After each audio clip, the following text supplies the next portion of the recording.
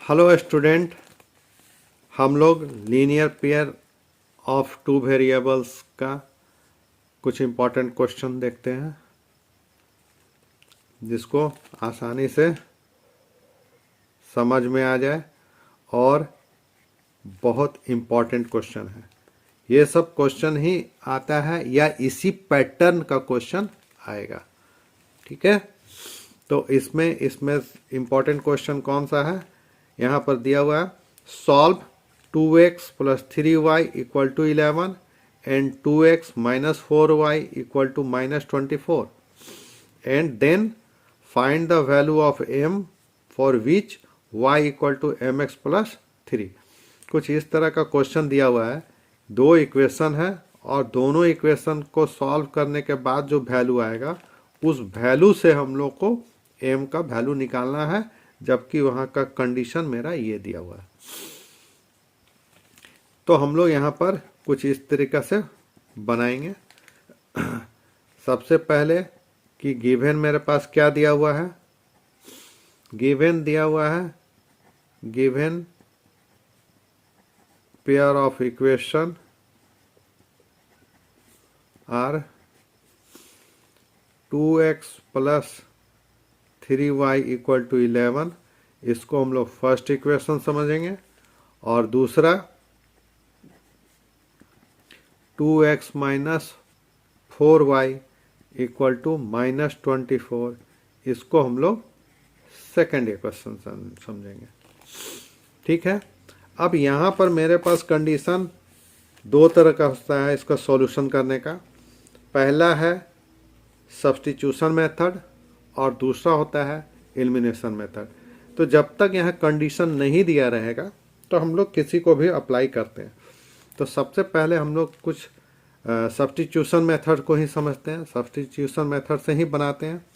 ठीक है, तो सब्स्टिट्यूशन मेथड में क्या करना है कि इक्वेशन 1 से x या y का वैल्यू निकालेंगे और इक्वेशन 2 में पुट कर देंगे, या फिर 2 से निकालेंगे और 1 में पुट करेंगे। इसी को हम लोग सब्स्टिट्यूशन मेथड बोलते हैं। हम लोग किसी का वैल्यू निकाल सकते हैं, x का भी निकाल सकते हैं, y का भी निकाल सकते हैं। किसी का भी वैल्यू निकाल के दूसरे में पुट करना है। तो हम लोग कुछ इस तरीके से बनाएंगे। फ्रॉम इक्वेशन 1 से हम लोग निकालेंगे। ठीक है, हम लोग किसका वैल्यू, y का वैल्यू निकाल लेते हैं। तो 2x plus 3y equal to 11, therefore y equal to क्या हो जाएगा, 11 माइनस 2x बाई 3। तो ये मेरा थर्ड इक्वेशन बन गया। अब y का वैल्यू क्या करेंगे, हम लोग इक्वेशन 2 में पुट करेंगे। तो हम कुछ इस तरह का लिख सकते हैं,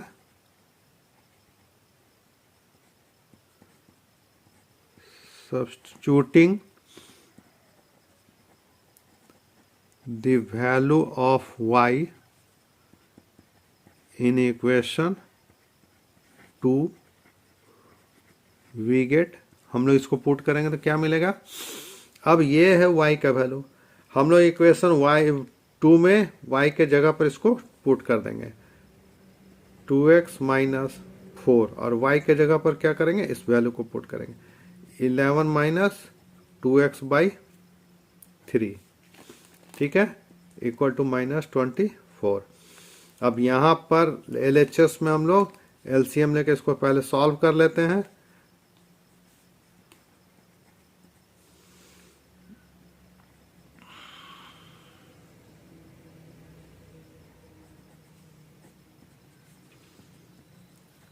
फिर इसको x वाले को एक साथ कर लो, तो 14x माइनस 44 3 से मल्टीप्लाई कर देंगे तो मेरे पास कितना हो जाएगा, 72। So 14x equal to minus 72 plus 44 equal to हो गया minus 28। Therefore x equal to minus 28 by 14, so minus 2। यानी x का वैल्यू क्या निकल गया, -2। ठीक है, अब इसी को हम लोग इसी से y का वैल्यू निकालेंगे। Now putting the value of x in equation third में पुट कर देंगे, क्योंकि वहां पर y का वैल्यू y के फॉर्म में इक्वेशन बना हुआ। तो 11 माइनस 2x बाई 3 पुट करेंगे। 11 माइनस 2 इंटू 3,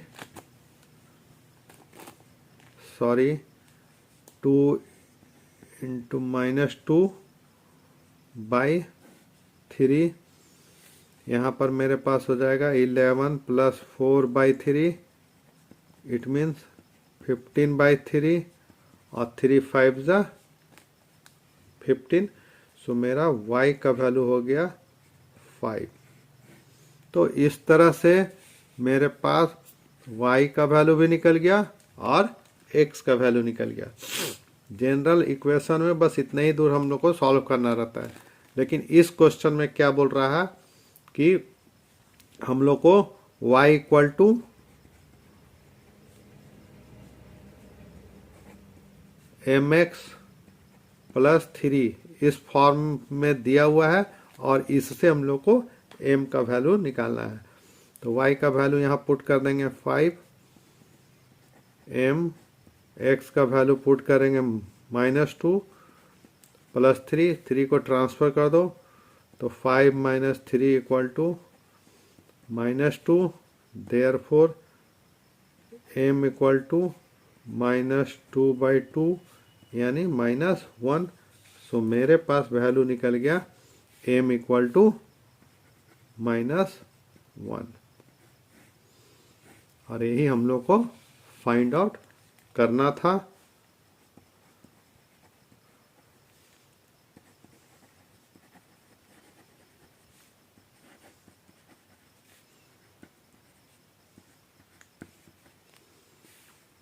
तो इस तरह से मेरा सॉल्व हो गया।